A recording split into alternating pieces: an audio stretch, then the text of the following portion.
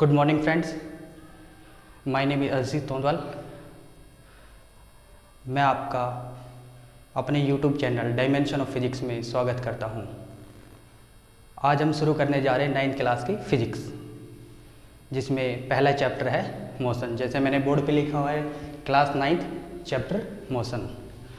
अब देखिए, हम 9th क्लास की फिजिक्स स्टार्ट करेंगे तो सबसे पहले हमें सब्जेक्ट के बारे में नॉलेज होना चाहिए कि फिजिक्स होता क्या है और उस चीज़ के बारे में हम क्या स्टडी करेंगे। ठीक है, तो होपफुली आप सभी लोग जानते होंगे कि फिजिक्स क्या होता है। जिनको नहीं पता मैं बता देता हूँ। ठीक है, तो सबसे पहले physics is the branch of science in which we deals with the study of nature and its natural phenomena. मतलब कि सबसे पहली बात तो फिजिक्स क्या है, साइंस की एक ब्रांच है। ठीक है, तो मैं यहाँ बोर्ड पे मेंशन कर रहा हूँ। देखिए, physics is the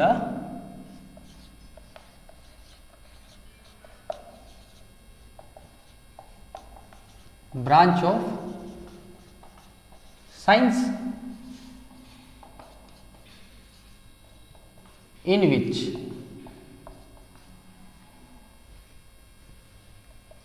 we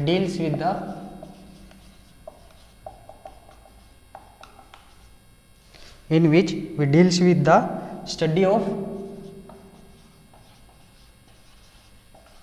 nature and its natural phenomena. अब देखिए, यहाँ पे दो वर्ड बड़े इंपॉर्टेंट है। कौन कौन से? एक नेचर और दूसरा नेचुरल फिनोमेना। देखिए, पूरी फिजिक्स के अंदर हम लोग नेचर और नेचुरल फिनोमेना की स्टडी करेंगे। अब आप देखते हैं कि फिजिक्स कितना बड़ा सब्जेक्ट है और उसके अंदर सिर्फ और सिर्फ हम नेचर और नेचुरल फिनोमेना की स्टडी करेंगे। तो यानी अब बात करते हैं नेचर क्या होती है। नेचर का मतलब होता है प्रकृति। जो भी हमारी चीज, जो भी हमारे चारों तरफ है, वही हमारी नेचर है, क्योंकि हम इस नेचर का ही पार्ट है। इसलिए इसी नेचर की स्टडी को ही हम क्या बोलते हैं? फिजिक्स। और उसके अंदर जो भी घटनाएं हो रही है, इस प्रकृति के अंदर जो भी घटनाएं हो रही है, उसी को क्या बोलते हैं? Natural phenomena.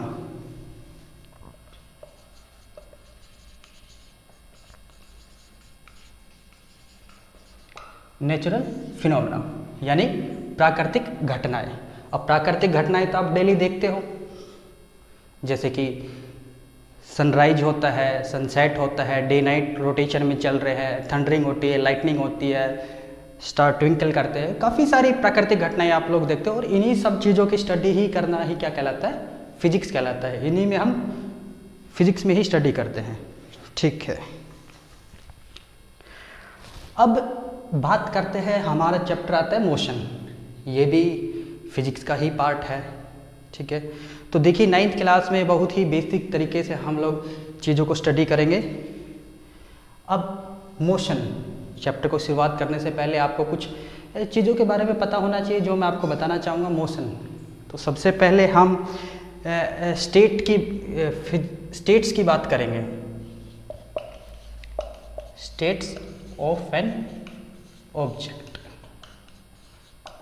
अब देखिए, आप लोग केमिस्ट्री में पढ़ते हैं कि स्टेट्स का मतलब क्या होता है? Solid, liquid, gas. यहाँ हम स्टेट्स का मतलब दो तरीके से समझेंगे। ऑब्जेक्ट की क्या स्टेट है, यानी कि ऑब्जेक्ट की क्या स्थिति है। तो या तो ऑब्जेक्ट है फिजिक्स में, या तो रहेगा मोशन में, या रहेगा रेस्ट में। या रहेगा ऑब्जेक्ट मोशन में, या रहेगा रेस्ट में। अब हम 1 by 1 स्टडी करेंगे कि what is rest and what is motion. An object is said to be rest when it does not change its position with respect to surrounding due to passage of time. अब यहाँ पर दो word बड़े important हैं, कौन कौन से? Surrounding और टाइम। देखिए आप जानते हैं टाइम तो कभी किसी के लिए रुकता नहीं है, टाइम तो चेंज हो ही रहा है, धीरे धीरे टाइम बीत रहा है, टाइम तो कभी स्टेशनरी हो नहीं सकता। अगर मान लीजिए ऑब्जेक्ट यहाँ है, कोई एक ऑब्जेक्ट है, आपने देखा कि समय बीत जाने के बाद 5 मिनट तक आपने ऑब्जर्व किया कि ऑब्जेक्ट यही है, 10 मिनट बाद देखा आपने ये ऑब्जेक्ट यही है, मतलब कि यहाँ पे टाइम तो बीत रहा है। अब एक चीज़ है ऑब्जर्वर, जिसको हम यहाँ बोल रहे हैं सराउंडिंग। सराउंडिंग का मतलब होता है हमारे चारों तरफ, मतलब इसका जो ऑब्जर्वर है उसके रिस्पेक्ट में हम बात कर रहे हैं कि इस ऑब्जेक्ट को कौन ऑब्जर्व कर रहा है। आप ऑब्जर्व कर रहे हैं, हम ऑब्जर्व कर रहे हैं, कौन ऑब्जर्व कर रहा है? उस ऑब्जर्वर के हिसाब से ये ऑब्जेक्ट अपनी पोजीशन चेंज कर रही है या नहीं कर रही है। अगर ये ऑब्जेक्ट अपनी पोजीशन चेंज नहीं कर रही है तो इसका मतलब ये क्या है? रेस्ट में। अगर ये ऑब्जेक्ट अपनी पोजीशन चेंज कर रही है तो ये क्या ऑब्जेक्ट हो जाएगी? मोशन में। अगर ये ऑब्जेक्ट अपनी पोजीशन चेंज नहीं कर रही है तो हम इसको बोलेंगे रेस्ट। फॉर एग्जांपल जैसे हमारे होम है, हाउस, टॉल बिल्डिंग, ये सभी क्या है? रेस्ट में है। अब हम बात करते हैं मोशन की। Object is said to be in motion when it does not change its position with respect to surrounding due to passage of time. For example, moving bus and flying birds. Hopefully आप समझ गए होंगे कि what is rest and what is motion. अब मैं आपको एक बात बताना चाहूँगा कि ये दोनों रेस्ट और मोशन, ये दोनों एक रिलेटिव टर्म है। कैसी टर्म है? दोनों एक रिलेटिव टर्म है।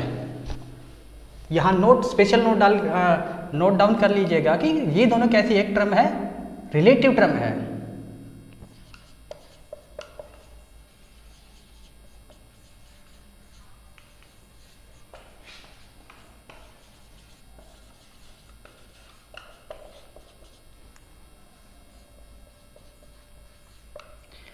अब काफ़ी सारे बच्चों को ये नहीं पता कि रिलेटिव टर्म कैसे है। अब यहाँ बच्चों को थोड़ा सा कन्फ्यूजन हो जाता है कि ये रिलेटिव टर्म का क्या मतलब होता है। रिलेटिव टर्म का मतलब क्या होता है कि देखो ये एक एग्जांपल से समझिए।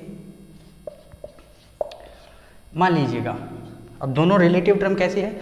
मान लीजिएगा कि आप एक बस में ट्रैवल कर रहे हैं और आपका साथी भी आपके पास बैठा है, बस चल रही है, ठीक है। आपने देखा आपका साथी एक सीट पर बैठा हुआ है, आपके सामने वाली बर्थ पे बैठा हुआ है, ठीक है। 5 मिनट बीत गए, अभी भी वो वही है। 10 मिनट बीत गए, अभी भी वो वही है। मतलब कि आपके हिसाब से वो आपका दोस्त क्या है? रेस्ट में है, क्योंकि आप देख रहे हो उसकी पोजीशन, आपके हिसाब से उसकी पोजीशन चेंज नहीं हो रही है, क्योंकि आप उस चीज़ को ऑब्जर्व कर रहे हो, आप अपने दोस्त को ऑब्जर्व करो और उसकी पोजीशन चेंज नहीं हो रही है। अब उसी आपके दोस्त को बाहर से कोई थर्ड पर्सन ऑब्जर्व करता है। वो क्या ऑब्जर्व कर रहा है कि आपका दोस्त बस में बैठकर चला गया, यानी कि उस बाहर वाले पर्सन के लिए उसकी पोजीशन चेंज हो गई। तो यानी एक ही पर्सन है आपका दोस्त, ऑब्जर्वर 2 है, दोनों के हिसाब से, एक के हिसाब से वो रेस्ट में है, दूसरे के हिसाब से वो क्या है? मोशन में है। तो ये दोनों रिलेटिव टर्म हुई, ठीक है। आप समझ गए होंगे इस चीज को। देखिए ये बस है, फॉर एग्जांपल यहाँ पे आपका दोस्त है, यहाँ पे आप बैठे, ठीक। ये कोई ए है, ये कोई बी है। बी ए को ऑब्जर्व कर रहा है। ऑब्जर्व कौन कर रहा है? ये क्या है? ऑब्जर्वर। ऑब्जर्वर कौन है? बी। किसको ऑब्जर्व कर रहा है? ए। बस क्या कर रही है? चल रही है, मूव। लेकिन बी क्या ऑब्जर्व कर रहा है कि ए क्या है? रेस्ट में है, क्योंकि टाइम बीत जाने के टाइम के साथ इसकी पोजीशन चेंज नहीं हो रही। ठीक है। बट एक थर्ड पर्सन सी जो कि बाहर है रोड पे, साइड पे कहीं पर, अब सी क्या ऑब्जर्वर सी क्या ऑब्जर्व करेगा, ऑब्जर्वर सी क्या ऑब्जर्व करेगा कि ए क्या है, मोशन में है, और ये ऑब्जर्वर बी क्या ऑब्जर्व करेगा, ए क्या है, रेस्ट में है। यानी अब आप समझ गए होंगे कि ये ऑब्जर्व ए को ही किया जा रहा है, एक बार बी के द्वारा किया जा रहा है, एक बार सी के द्वारा किया जा रहा है। तो दोनों, एक बार ये रेस्ट में, एक बार ये मोशन में है, तो दोनों क्या हुई, एक रिलेटिव टर्म हुई। अब मेरा आपसे सभी लोगों से क्वेश्चन है, क्या इस यूनिवर्स में कोई चीज रेस्ट में है?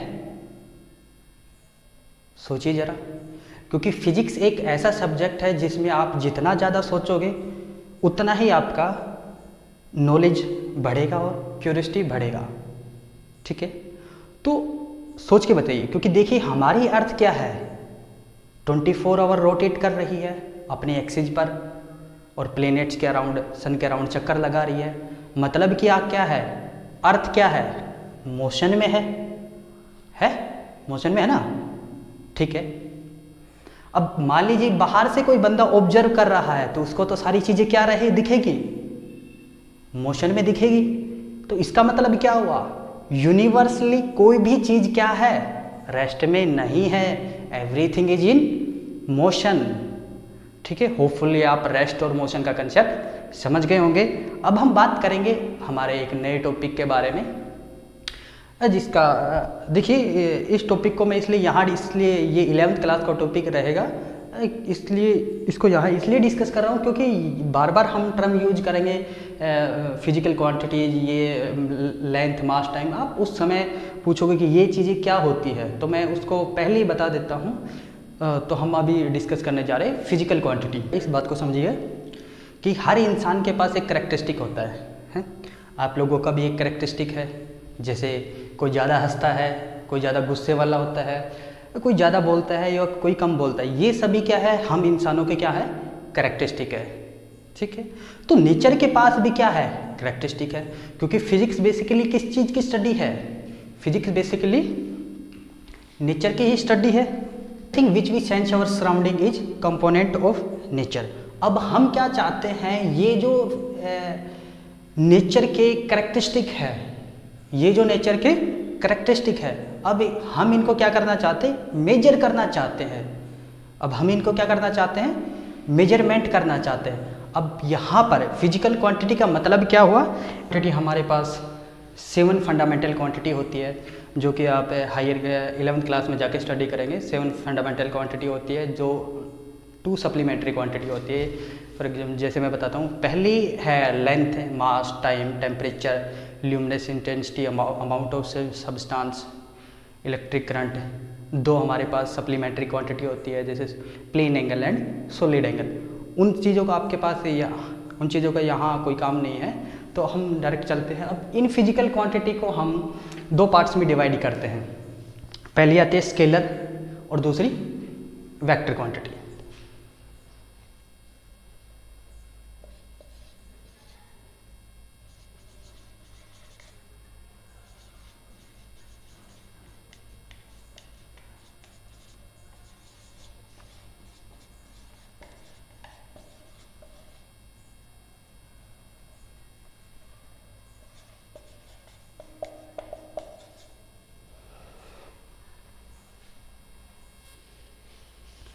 स्केलर क्वांटिटी वो क्वांटिटी होती है जिसमें हम सिर्फ और सिर्फ क्या मेजर करते हैं, मैग्नीट्यूड। अब काफ़ी सारे बच्चों को यही नहीं पता कि मैग्नीट्यूड क्या चीज़ होती है। जैसे मैं आपको बोलूँ इस मार्कर की लेंथ क्या है, तो आप क्या बोलोगे, 5 सेंटीमीटर, 10 सेंटीमीटर, इस तरीके से बताओगे मुझे। अगर मैं बोलूँ इस बोर्ड की लेंथ क्या है, बोर्ड का एरिया क्या है, तो आप मेरे को मेजर करके बता दोगे, सेंटीमीटर स्क्वायर में, मीटर स्क्वायर में, जो भी है। अगर इसकी मैं लेंथ करूँ तो फिट में। ठीक है, तो ये जो हम सिर्फ और सिर्फ एक मैग्नीट्यूड की बात, जो सिर्फ और सिर्फ एक स्केल की बात कर रहे हैं, वही हमारा क्या है, एक मैग्नीट्यूड है। इसमें केवल और केवल हम लोग क्या मेजर करेंगे, मैग्नीट्यूड मेजर करेंगे, वो क्वांटिटी। अब वो कौन कौन सी क्वांटिटी होती है जिसमें हम सिर्फ और सिर्फ स्केलर को मेजर करते हैं? तो लेंथ, फॉर एग्जांपल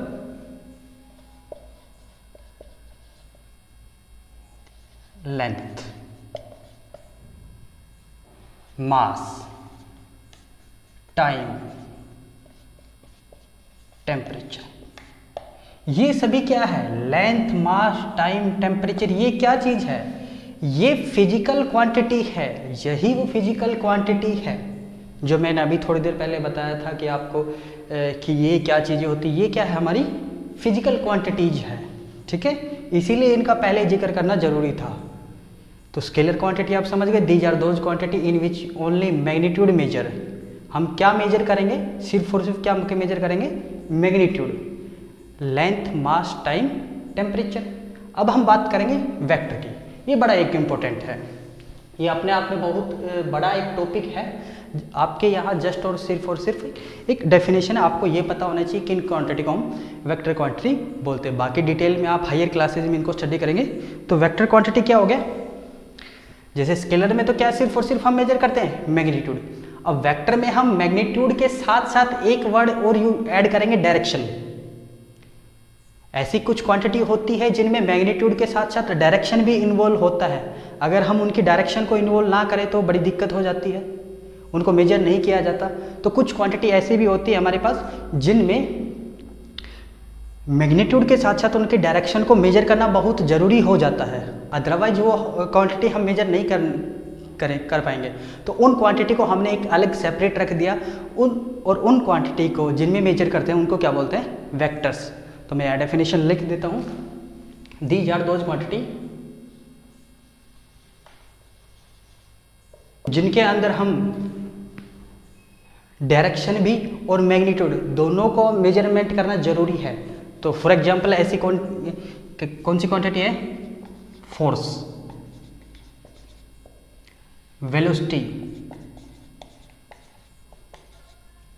ठीक, अब फोर्स देखिएगा, फोर्स क्या है आप सभी जानते हैं, 8th क्लास में आपने पढ़ा होगा।